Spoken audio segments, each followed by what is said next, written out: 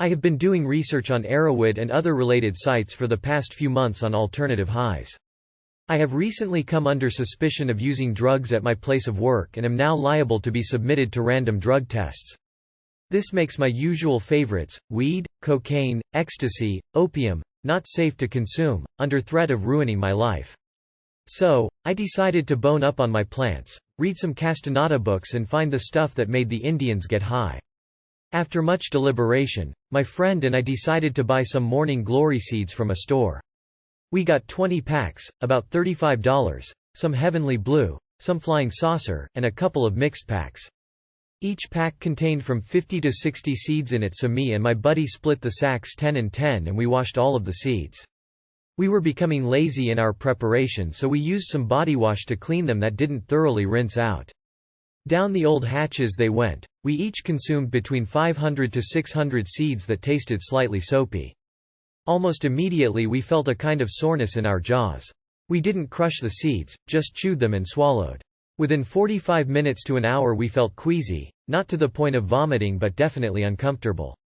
My friend ate a full meal and said that helped the queasy feeling. I, on the other hand, did not feel like I could eat and probably suffered more because of it.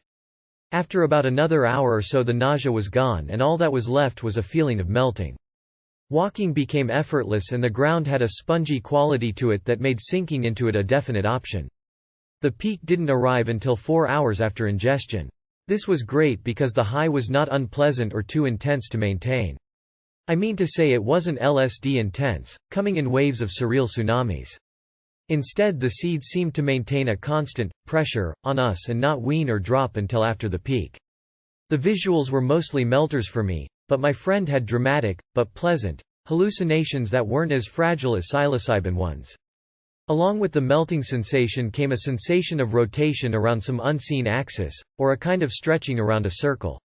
It was comparable to the feeling of being dropped suddenly, but gently, from a high place, like on the first hill of a roller coaster. It is impossible to explain all of the effects I and my friend felt. Along with the physical and visual effects was a great mental exploration, comparable to LSD but not as frantic. I acquired an ability on my trip to wrap my mind around things like on acid but not so rushed, or not as nervous as on mushrooms. All in all, a very relaxed trip, but still, it took a great deal of work to get through it. My suggestion to those who wish to try MG seeds is to try to find a natural retailer of them. The store-bought seeds are expensive and they are covered with pesticides and things to make foolish people puke. If you do buy them from the store, don't make the mistake I did and use a harsh, sticky soap. Use a light detergent of some kind and rinse thoroughly. This was probably why we got nauseous. We still had soap on the seeds when we ate them. I just ordered a pound of Heavenly Blues from a retailer out in California.